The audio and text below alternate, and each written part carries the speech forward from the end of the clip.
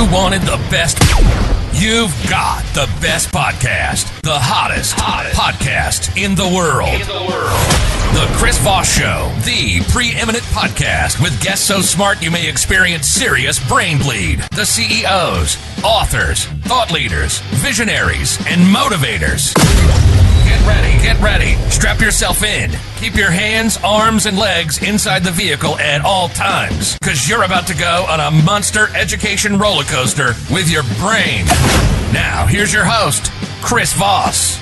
I'm Chris Voss here from thechrisvossshow.com, thechrisvossshow.com. It's an acapella, but it's awful. At least the operator sings. I think I'm going to C&D from her. She's going to be saying, you can't sing with me. That just doesn't work. It sounds awful. You're offending my trade and business. So I'm sure that will be coming from Fiverr, whoever the hell put it up to us.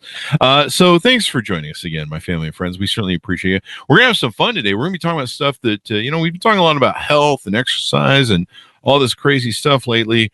But we're going to depart from some of that. We're going to be talking about AI and robotics and all the cool technology stuff. It's going to be like the old days before 2020 when we used to just do Silicon Valley stuff. And so we're going to get into the future. The future. We don't have sound bites, people. We can't afford that. We can barely afford the opera singers to do the intro. Or me, for that matter. I mean, I'm a whole $5 a day, man. So I break the bank just for my talent fee. And that's what I have to split with my agent too. So anyway, guys, we're going to be talking about it today. But as always, we have to do the guilt and shaming of the plugs. Now, we have pretty easy guilt and shaming plugs. We don't run these stupid commercials. I can't stand listening to podcasts that have like these 5-minute commercials at the beginning. You're just like, get me to the meat. I want to know what's inside this thing before I sign up to your 5 minutes of ads. And we don't do that. That's one of the great things. So remind that as people when you refer the show to your family, friends, and relatives. Tell them to go to Chris Voss, at youtube.com/Chris Voss, linkedin.com/Chris Voss. Subscribe to the big LinkedIn newsletter, the Chris Voss one on the Tickety Talkety, and goodreads.com/Chris Voss. And that's it. See, wasn't that painless? And I do it really fast. I do it. Someone said to me one time, they were going, why do you always do the plugs fast? I'm like, because everyone kind of knows them. And I just have to remind them what they do. And, it's like kind of like that shot. When you go in for the flu shot, the nurse just runs up to you and jabs you and runs off. That's the way it goes. Or, a lot of married guys do that too. Anyways, we have an amazing gentleman on the show, and he's going to be talking to us about a really cool product that he has. And we're going to get into it, down with it, and all that stuff, whatever the cool kids say these days. Harout Markarian is on the show with us today. He's the founder and CEO of MARKBOTIX, an assistive robotics company that's reimagining independent living, accessibility for the elderly, and those living with disabilities. With 15 years in the aerospace and defense industry under his belt, he has found a new purpose in developing robotics to revolutionize assistive technology in support of all mobility-challenged individuals and their caregivers. After earning a master's in robotics and an executive MBA, he founded MARKBOTIX, where he is setting a new standard for how to provide support, assist, and increase independence for those requiring assistance. MARKBOTIX works in close partnership with the community to center their needs and experiences, and he hosts the podcast Mobility and the Inclusion and authored a book of the same name. Welcome. Give us your .coms. Where do you want people to find you on the interwebs? Well, haroutmarkarian.com, markbotics.com, LinkedIn, Instagram. Those are the places that I'm mostly active in. There you go. And so you've launched this company. Give us a 30,000 overview in your words of what it is and what you guys do there. So we're developing assistive robotics, as you mentioned, to kind of redefine how we care for older adults and people with disabilities. Mm-hmm. Because there's came to my attention that we have, caregiver burnout, shortages, and more people are getting older, right? Mm-hmm. The elderly population is actually tremendously increasing. Mm-hmm. Today, I think we spend yearly $50 billion on medical costs related to fall injuries. So we wanted to kind of address that. We want to address the caregiver burnout, and we ultimately want to give these people better quality of life, right? Yeah. because we want to allow for positive aging and for people to age and live their life with dignity. And that's our goal. There you go. And this hits home for me because my mom, my sister has MS, and she's had it since 19, but over the last, I think it's 10, 15 years, she's been in care center. She's in one now. And it's a nightmare to try and get not only, the care center people do their jobs. They staff them so thin now. They just don't do their jobs. And she's, my mother's constantly having to advocate for, my sister's care and make sure she gets the maintainment care. And then she has a lot of burnout. Yeah. And it's hard. It grinds on her. It wears on her. She sometimes, doesn't know what's going on with the care center, gets calls from my sister, has to go up there, see what the hell's going on, and all this sort of good stuff. So evidently you guys are developing some robotic devices to help with this. Correct. So, I mean, the way we started this thing is when I experienced the challenges of caring for someone. In my situation was my grandparents. Both of them, due to old age, become completely dependent on caregivers, and to hire a professional caregiver, if you can find them available, they're super expensive. They're not affordable. So we kind of opted out of that and opted into hiring just anybody who's willing to take the job for a reasonable compensation, right? And of course, I saw my mother, my aunt, and everybody around them, suffer and, give away some of their lives to care for their parents, grandparents, and because we love them, right? And we want them to provide. They took care of us too when we were pooping our diapers. So I realized that there's a huge gap here in, that transition, that when that transition happens from being fully able to take care of yourself, now you're fully dependent on other people to take care of you. So, I can't imagine how that must feel for the individual, let alone be the person who's caring for them. And, there's AARP, actually, this is a side note, AARP estimated that the unpaid caregiver market is at $600 billion. Wow. Think about that. So, such as my mom, like me, we're considered unpaid caregivers, that we sacrifice the things that we have to do. And when I say sacrifice, I mean it in a nice way, because we all have to work to pay for our, for our bills, right? We have to go to work, so we can't be there all the time.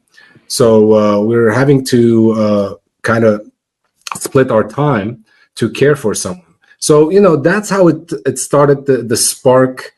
It sparked me into looking into this further. But then I was like, okay, how can I help? How can I really add value here, and not at a shallow level? Like really, I didn't want to be one of those people that sits behind a computer and, designs something and puts it out there and shoves the technology down people's throats, right? I wanted this to be really valuable and impactful in people's lives. Wow. So that's why I did the book and the podcast. I no longer do the podcast because I never in a million years I thought I would ever start a podcast, let alone, deal with the post-production, pre-production. And I'm like, that's not for me. A lot of work.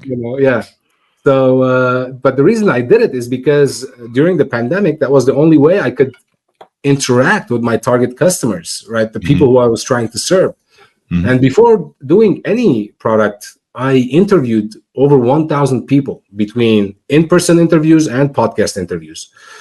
And from there, wrote a book, how robotics could be helpful in the lives of the elderly, people with disabilities, how it can contribute in increasing the quality of their lives. And from all these efforts, we stumbled upon the robotic technology that today we call it GRACE, the Ground Robotic Assistant for Care Enablement. And we currently focus on 4 main tasks: retrieval, communication, inspection, and infection control. And this is based on the feedback that we got primarily from assisted living facilities. So does it help, like, say I need to get a drink across the room, or absolutely, I dropped something, I need it picked up? I know how this works. I don't know how your product works, but I know how this works for people disabled, that you're trying to get things picked up when you're locked into, these giant wheelchairs sometimes that they're locked into. These people don't have a lot of mobile range. You drop something on the floor, something falls off the bed. My sister's like always looking for a remote. Sometimes she's looking for the nurse call thing. And then food maybe brought to them, or go pick me up a gang of Harley Davidson people to come hang out with me and have some beers, that sort of thing. Yeah, absolutely. So that's the retrieval part of things, right? So of course we're building in other features as well. But you mentioned wheelchairs, so I had a friend who I interviewed, and his story is in the book too. The book is called Mobility and Inclusion, which I hate the name at this point, because inclusion took all sorts of wrong turns. Oh, yeah, it did. This guy's name is Eric, and he became a friend. And he came to me one day. He said, "Look, man, I was trying to pick up my my phone that I dropped, because his dexterity, he had low dexterity, right? So he dropped the phone, and he tried to grab it, and he fell off the wheelchair. Now he can't get back on his wheelchair. He had to wait for 3 hours for his caregiver to come and pick him up, give him his phone. So all that can be, it's preventative, right? So we're trying to do that preventative care, so people won't have to live that kind of life. There you go. You quote Ralph Waldo Emerson: "What lies behind you and what lies in front of you pales in comparison to what lies inside you." Yeah, which for me is about 8 different personalities that all fight each other constantly. Yeah. So there you go. I love Ralph Waldo Emerson. Great stoic. And so you've got the book there. And so with the robot that you're building, this Grace is a ground robot assistance for Care Enablement. Tell us, I can see some different pictures that you have on Instagram, and tell us kind of what it looks like. How tall is it? How big is it? Is it designed to kind of like be the size of a nurse, or maybe smaller? No, it's smaller. It's I mean, when it has an expandable or extendable, I should say, body, so to reach higher heights. And so the tallest it can be is about 5 feet, and when the arm is extended, it's over 6 feet. Oh wow! So it's considerable height, and of course we're at the beginning stages. We might change it based on needs, but that's how we're going to market. That's our initial design. We actually followed universal design principles, and for those who don't know universal design principles, and in simple ways, is to come up with product or service that can be used by anyone regardless of their abilities. Right, that's the idea behind universal design. So in terms of the bulkiness, we made sure that it can be used in homes, although our first target customers are going to be the assisted living facilities. We already have letters of intent from them, and that's because it was easier to get into to do a launch for that market versus do in-home care stuff. Yeah. So I know it's important. I know it's important to people like my mom. I believe you should be able to pass away in your home. In my sister's case, I mean, it takes 3 people to bathe her, change her, and lift her. She's pretty much become a dead weight with her MS. And at that point, you have to be in a facility. But I know there's a lot of old people that really would like to, spend the final years in their home. Absolutely. No one wants to be in a hospital. I mean, I can't think of anybody who's like, gee whiz, I get to be in a hospital when I die. Woo! Let's do that. It being in your home, it just gives you a much more place of comfort. I remember when my father had his last strokes, he did not want to be put into a hospice care or any sort. He wanted to be home. Yeah. And it was a really big deal for him. And they didn't have any choice on his last one. He had to go to hospice care because they needed, his 24/7 care for him. And it was only going to be for a short time, but he was gone within a day or two because I think he was just so brokenhearted. Mm-hmm. Yeah. And not being able to be near the love of his life, his wife, it just crushed him. So having a bot like this around the home, my mom took care of my sister for as long as she could in the home. She built her whole basement so to help my sister out and took care of her until she just couldn't lift her anymore. Mm-hmm. And so this is really important to people. And so if you could have a device like this that a robot that could help with, someone being at home, even an older parent, really, when it comes down to it, they don't really have to be disabled. It could be just someone who's older and wants some help. Absolutely. My neighbor, she was in her maybe early 70s or mid 70s. I mean, she was, she looked good, but she had a hip replacement surgery, right? And she was a little bit on the heavier side. And one day she was trying to pick up some Amazon box that was delivered to her door, right? And she fell and hit her head. And when you're at that age and you experience a fall, you kind of take things to the worst, right? Health-wise. And it can kill you too. I mean, that's usually how a lot of old people, they have a bad fall, break a hip, and you're like, Yeah, so all that can be preventable with this robot, and that's what we're trying to do. And the cool thing about the robot is that it can be remotely operated. Mm-hmm. So let's say I have one at my grandma's house right now, and I can remotely log into it, see my grandmother, talk to her. Wow. Yeah, she can talk back to me, and let's say she can't operate the robot, I will be able to operate the robot from here, right? Wow. Yeah, so we have that technology. We have today actually we filed the the non-provisional patent. So far it was provisional. As you can imagine, all those cost money, right, to do. So we were as a new startup, we're kind of doing things methodically. So we're cautious with the way we spend our dollars. So today, actually, we filed the non-provisional patent for all these technologies. Congratulations, man! Thank you. No, this is highly needed. According to your website, 10,000 people turn 65 every day. Mm-hmm. We have the big baby boomer generation going into retirement. They're going to want to need a care. They've got the money for it. I mean, some people do. But the older population is the largest consumer of healthcare and the fastest growing segment of the broader consumer market. I'm hoping a lot of them are going to be the people who, create a lot of innovation because their demand and the money and the investments we can put into this. Now, you're seeking investors for this. One of the things you're trying to do here today is help raise awareness and reach and find investors to invest in it. Tell us about what you're offering there. That's correct. So, we try to, as much as possible, de-risk the investment. Mm-hmm. And the way we did that, as I said, we did the customer discovery. We developed a prototype and tested it with over 300 people. Now we have 200 letters of intents from, people seeking in-home care, 37, I think, from assisted living facilities. Mm-hmm. This is not counting the memory care facilities that we're talking to, the Veterans Administrations. So all that is in the pipeline as well. And we're seeking right now $2 million.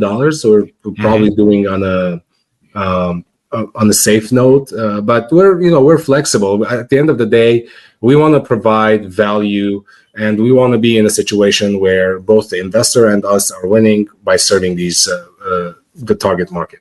There you go. Kelly has a good question from LinkedIn. Curious to know how the elderly adopt to this type of technology. She has older family members that she believes would reject this concept because technology bad, maybe. Thanks, Kelly. That's a good point. And I had, I should say I had 70-30, 74-30 against, kind of based on my research and feedback, me talking to people.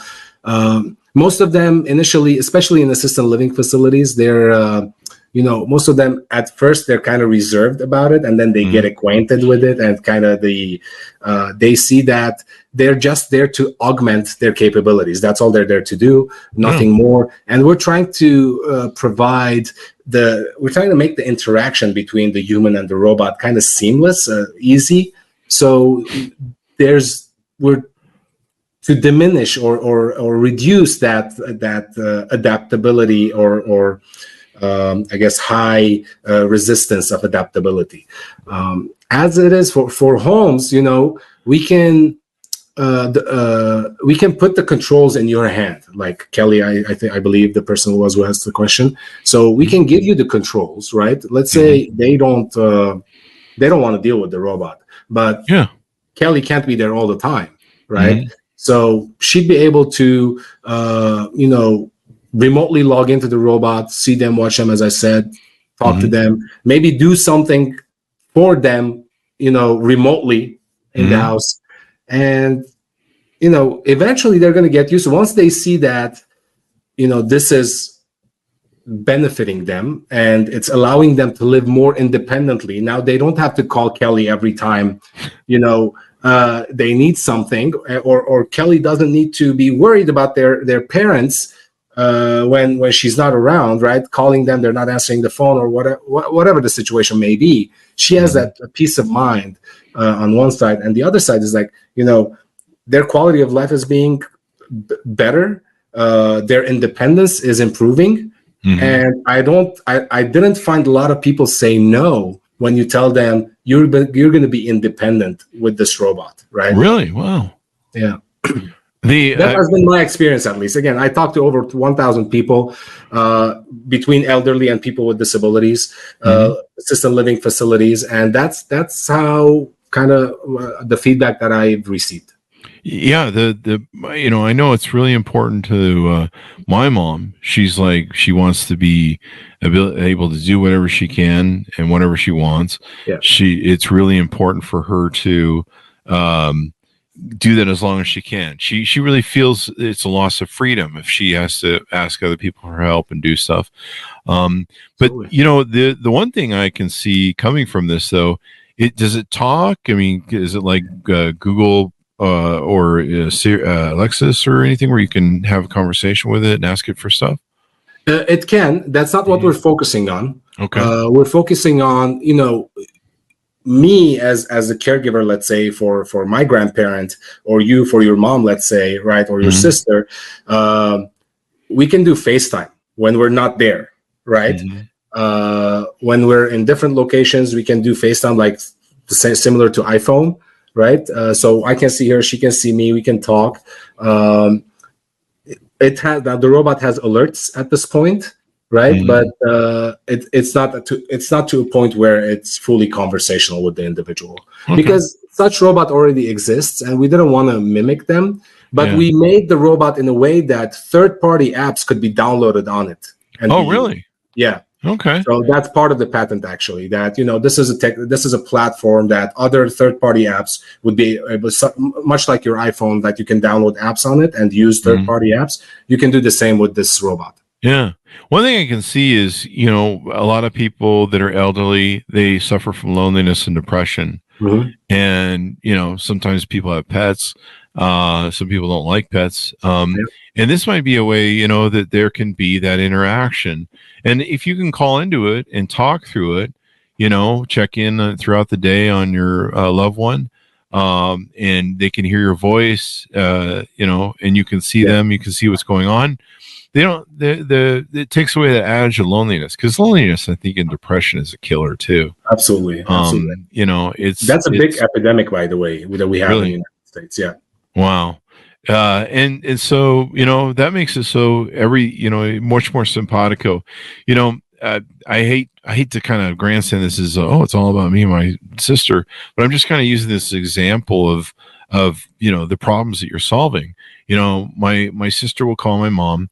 I haven't been fed today. I haven't gotten a shower today. My sister's in dementia from the MS, so we don't know what's truth or reality. And so sometimes my mom just has to drive up there to the facility just to see what's going on, check on her, see if she's really been fed. You know, sometimes she doesn't remember. I mean, she has dementia. You know, make sure she's in her bed. Sometimes, you know, they have all these temp workers now that come in and out. It's a real nightmare. It used to be a lot of the care centers were privately owned by family, and, you know, guys like me who were like, hey, we'll start a care center and stuff. And then these corporations came in and just bought them all.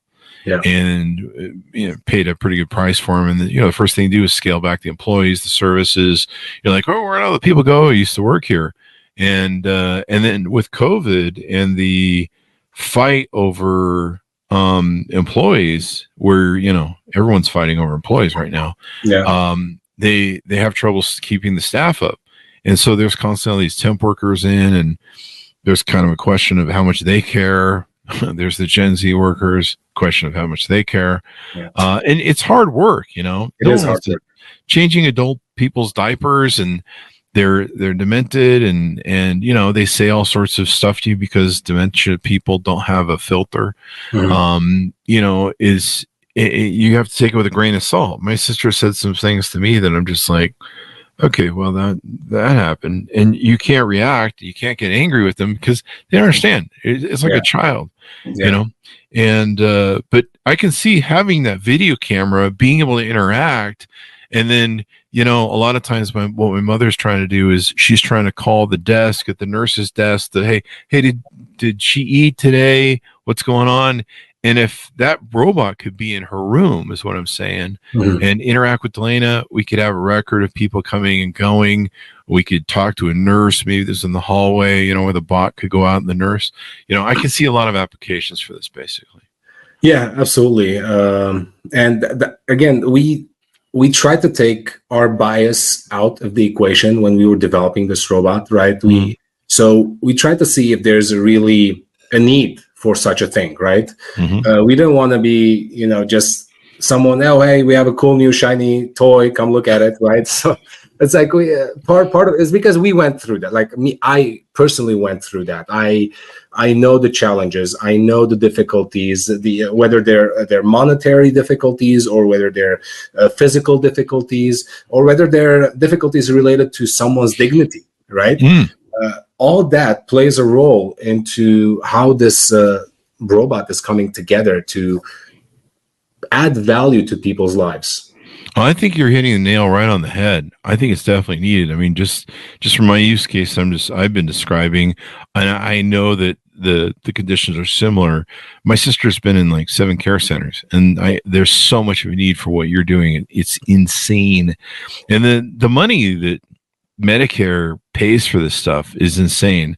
My sister was lucky; she had a whole lot of money from disability, her disability insurance for her MS, and so she had pretty much a house value of a house saved up.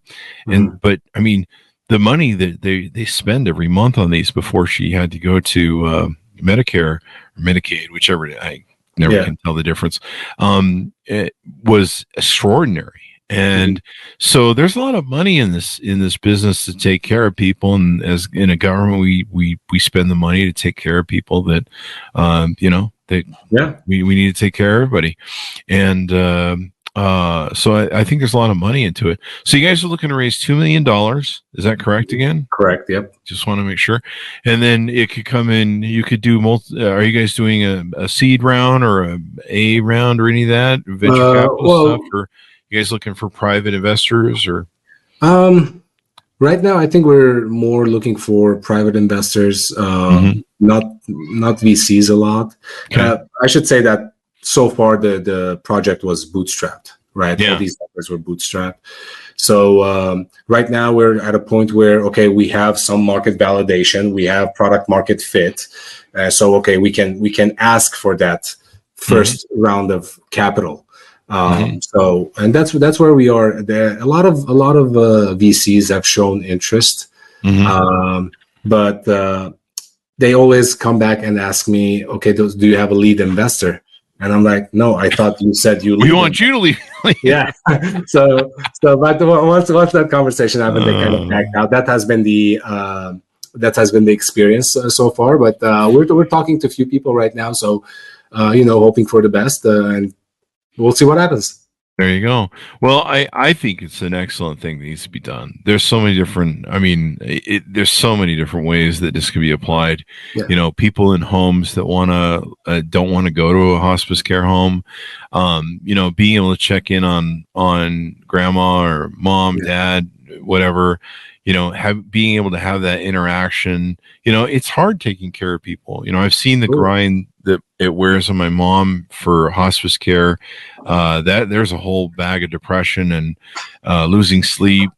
She's constantly losing sleep because she's worried about what's going on at the care center. And my sister, I went through hospice care with my dog for a year and a half. Being a caretaker grinds you down. It is really hard, and you almost need to have a caretaker for yourself, or a psychologist, or somebody that you can kind of go to and talk to issues about, because you see stuff too that's depressing and stark.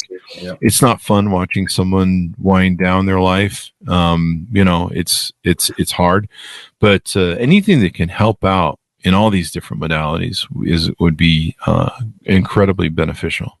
Yeah, for us, if we can do one thing that adds tremendous value to the caregiver and to the individual, we've already won. If just one thing, we do it perfectly, that reduces either a pain, a cost, or improves any type of independence in that individual.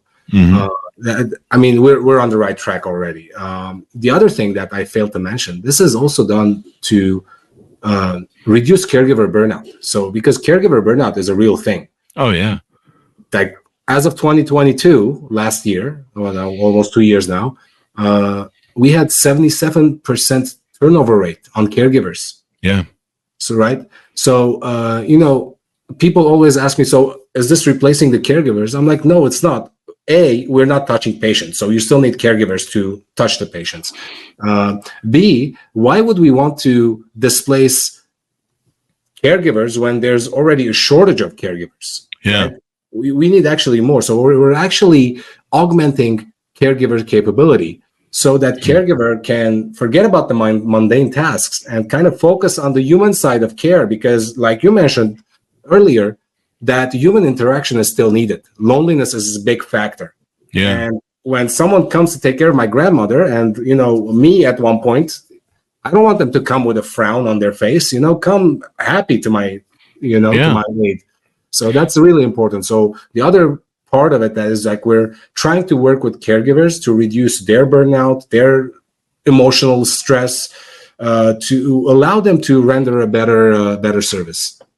And if you can have the bot do, minor tasks that can help out, that can make all the difference, especially if you're a caregiver center that's, trying to, service so many people at once. My mother does Zoom calls with my sister so that they can have a face-to-face interaction. I think that's really important for humans. And it actually activates the brain cells, which is important. And so being able to do that with the bot, see what's going on, would really help everybody in the stress of the situation. And I'm sure it would make people like Delana and others that we see in the home just feel more like they have a friend, a buddy. They can't have dogs or cats at the care centers. Yeah. It's like including them in society, because a lot of the times they feel isolated. Yeah. So it's kind of like bringing them back in. Definitely. Well, what made you interested in this field? What got you into it? What got you down this road?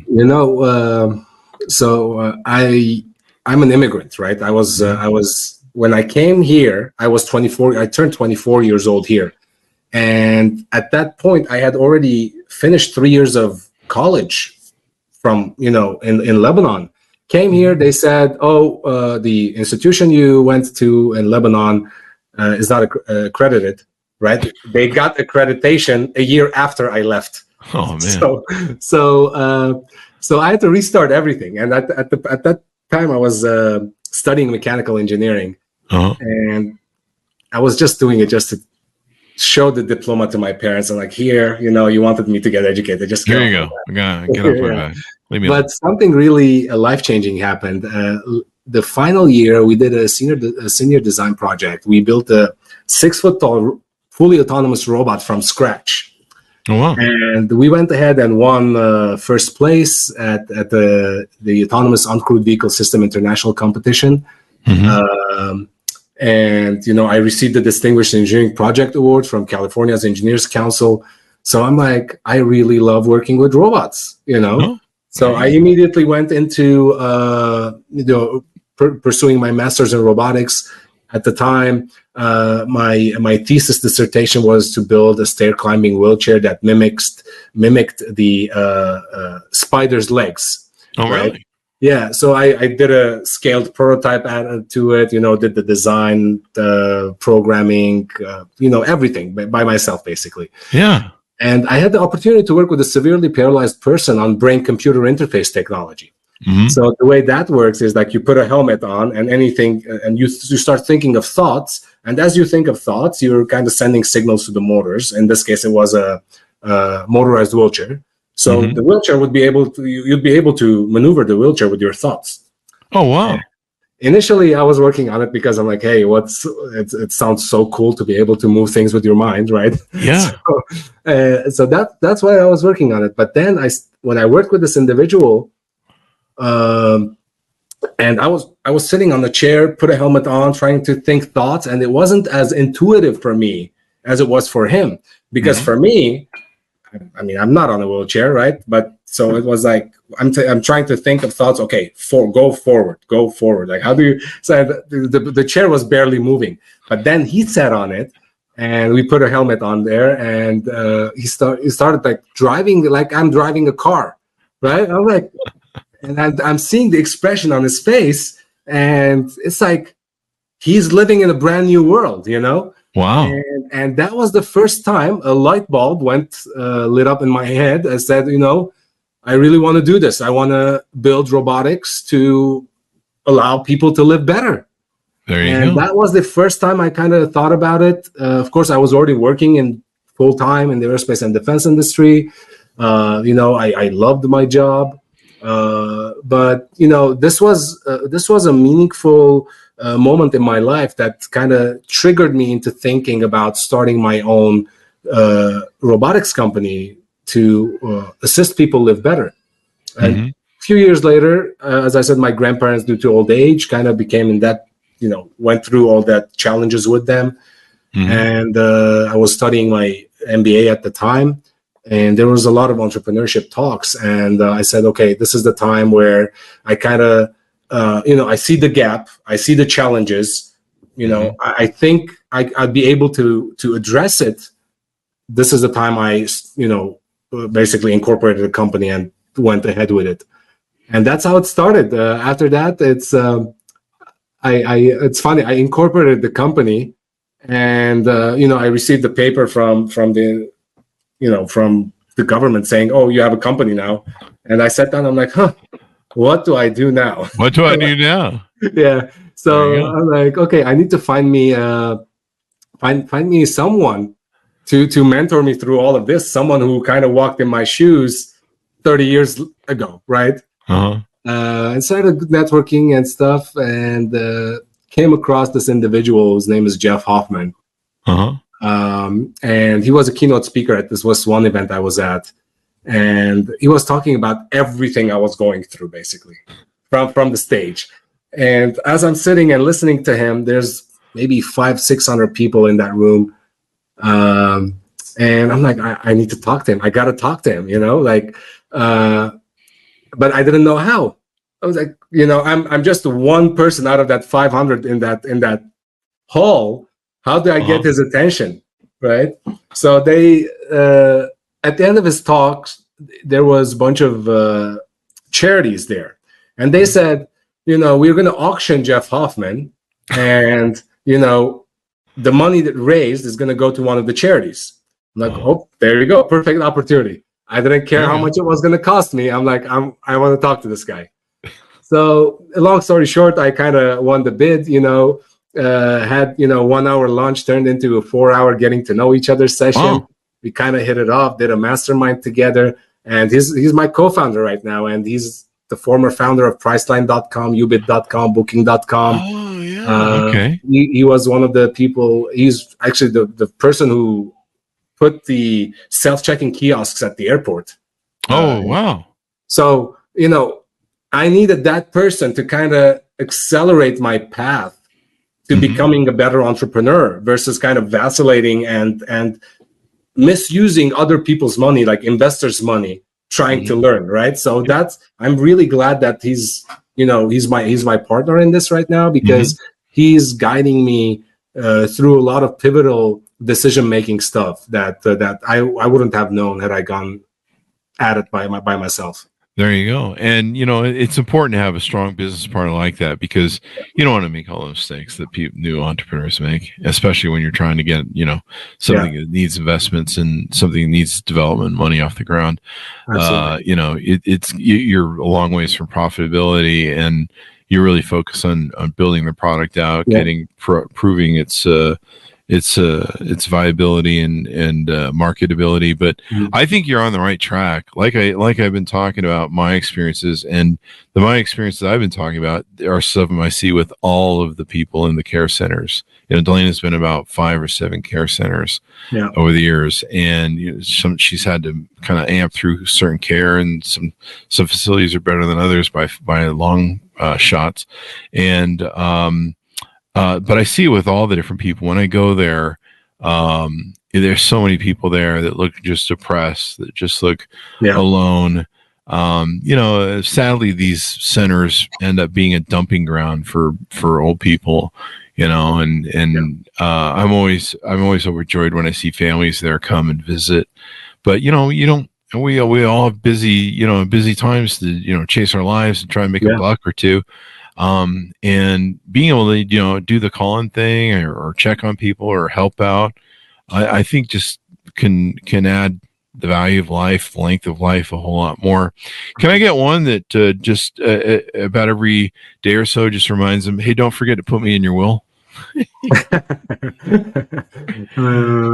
Just kidding. There you go. As jokes, people, don't get all upset. Don't worry me. Don't send hate mail. So give us your final thoughts as we go on, Mark. Pitch to people and your .com so people can find you on the interwebs. Yeah, so haroutmarkarian.com, markbotics.com. That's really markbotics.com is all you need to know. From there, you can go to all my social links.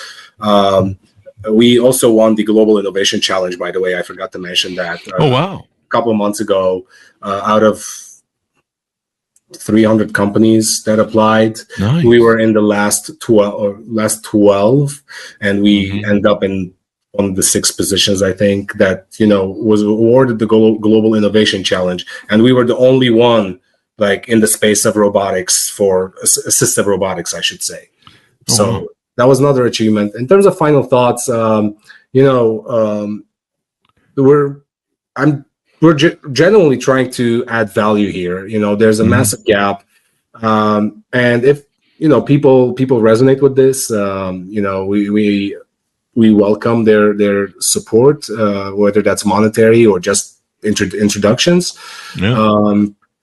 If other than that, I leave you with a quote that I love, and which says, "God's gift to us is more talent and ability than we can use in our lifetime, and our gift to God would be to develop as much of that talent and ability as we can in this lifetime." There you go. Well, it's been wonderful, inspiring to have you on. Thank you very much. And anything you can do to make this world better, especially for people that are relying on us to, take care of them. They took care of us in our early years. They put up with all of our stupidness and our poopy diapers and our crying, and they rocked us to sleep. And, in my mind, we kind of owe these folks not only a debt of humanity, but, they took care of our stupid dummies when we were being, stupid dummies. I hate this sort of culture that we have that kind of throws away old people and doesn't seem to give them the respect that they deserve and the wisdom. And so many of them, maybe their bodies are kind of old, but their minds are still fairly sharp and stuff. And, it's so hard I look at my grandparents when they got isolated in their older years. It was so hard on them, and they missed human interaction and being around people so much. So this is so important. Thank you very much for coming on the show. We really appreciate it, man. Thank you for having me. Thank you. And thanks to our audience for tuning in. Go to goodreads.com/Chris Voss, LinkedIn.com/Chris Voss, goodreads.com/Chris Voss. I think I said that. And Chris Voss on TikTok. You guys know the drill. Thanks for tuning in. Be good to each other. Stay safe. And we'll see you guys next time.